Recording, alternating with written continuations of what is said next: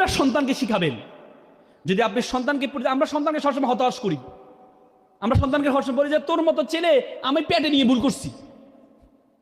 আপনারা এই বাল্ব দেখতে পাচ্ছেন না? বাল্ব, এই বাল্ব কি আবিষ্কার করেছে জানেন? Thomas Alva Edison. Thomas Alva Edison এত গর্দভ ছিলেন, ছোটবেলা সে মুরগির খুয়ারে ঢুকে যেত। ঢুকে বলছে মুরগি যদি এখানে থাকতে পারে আমি কেন থাকতে পারবো না? স্কুল কর্তৃপক্ষ একটা চিঠি দিয়ে মাকে একটা চিঠি লিখে দিলেন যে এই চিঠিটা নিয়ে যান। চিঠির মধ্যে আপনার সন্তানের মতো গর্দভ স্টুডেন্ট এই স্কুলে আপনার সন্তান যোগ্য না, বের করে দিছে।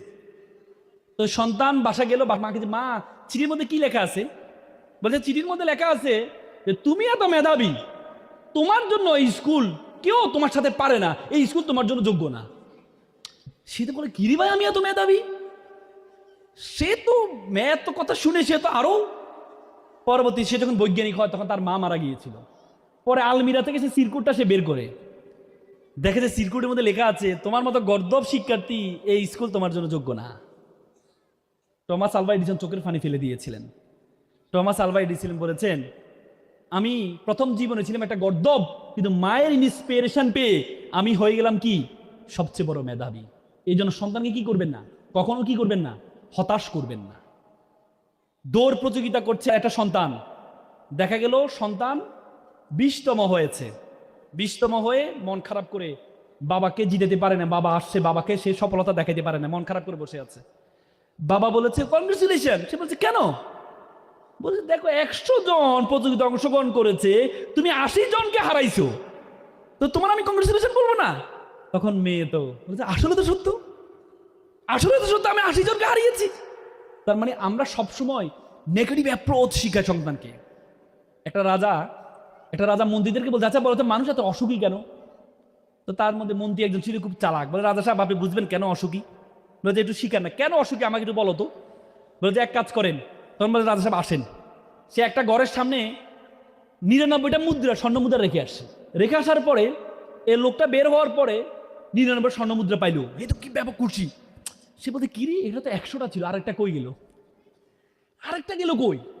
এই একটা খুঁজতে খুঁজতে সে 2 সপ্তাহ শেষ করে দিছে, আরেকটা গেল কই? এর অসুস্থ হয়ে গেছে সে।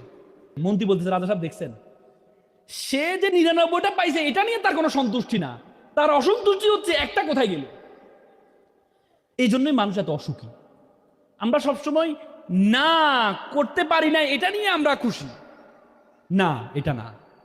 মনে রাখবেন আপনার সন্তানকে আল্লাহ তাআলা সব ধরনের যোগ্যতা দেয় নাই।